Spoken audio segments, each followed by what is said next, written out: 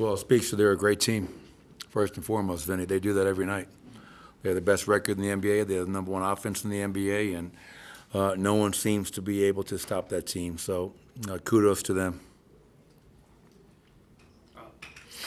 Similar situation to last game where they go 23 or 48 from the three-point line. Just how does the team continue to get out and prevent those attempts? Well, it's hard. I mean, they lead the league in threes attempted. That's how that roster's been built. You look at their roster, I think they have 7 guys shooting over 40% from three. We have 2. I mean, they have shooting everywhere, off the bench, starting lineup. They get him in transition. They get him off pick and rolls. They have 2 dynamic rollers in Allen and Mobley. Donovan Mitchell had 25 in the first half. We started getting aggressive in the second half. He only had 8. But, yeah, it's definitely a challenge, Ryan, to guard the three-point line against that team because they get it in so many different ways, shapes, and forms. But 149 points, obviously, and 23 made threes is not going to cut it. I think that the really important, decisive stretch of that game was second quarter. There's a 21-2 run. Quarters 1, 3, and 4. It's an even game, but just one stretch in that second quarter against that team, and really when you play them, there is no margin for error. We had a play tonight off of a dead ball when no one had Sam Merrill. There's 5 guys on the court looking around at each other, not talking, and we leave one of the best shooters wide open for a 3. So loose ball, they get a 3, they win the 50-50 battle. So those are the types of plays that you have to prevent if you have any chance of beating that team because they're playing at such a high level. Coach, can I ask kind of a philosophical question? Because there's some people who think it's just too much three-point shooting in general across the, is it bad for basketball or is it just the evolution of the game? I can't answer that. I think each team's got to do what's best for their own team. We're not a high volume three-point shooting team. That's not the makeup of our roster, to be quite honest. Their roster, they have that. Is it too much? Is it too little? I don't know. I mean, the game is always changing.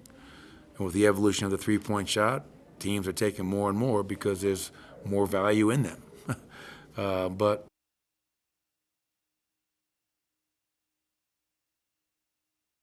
try to get us to play a lot better than we have been. And it's not going to get any easier.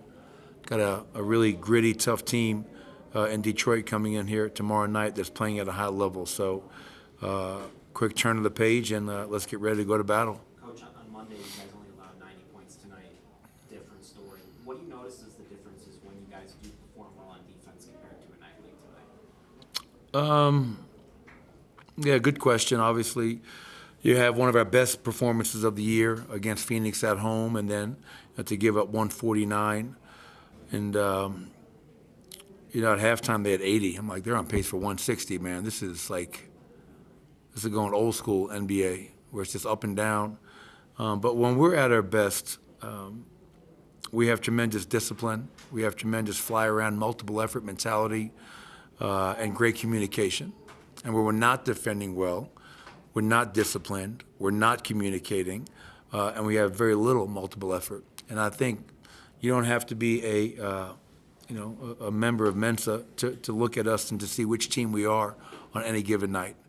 And that's the unfortunate thing. I felt we did some good things, but when they went on that big run in the second, I felt like that kind of deflated us and we competed in the second half. I think once again, tie score in the third, we got scored by 1 in the fourth, but that 13-point deficit in that second was a deciding factor.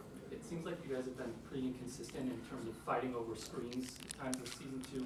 Is that something that guys can kind of just get better at with reps over the course of the season? You hope so. We have to. Yeah, I mean, because and each team is different, but Cleveland, they're one of the higher volume pick and roll teams in the league. They lead the NBA in drags, double drags. They're second in overall direct picks per game. So you're going to see, and we try to do different things. We tried to zone on side out of bounds. We tried to cross match a little bit.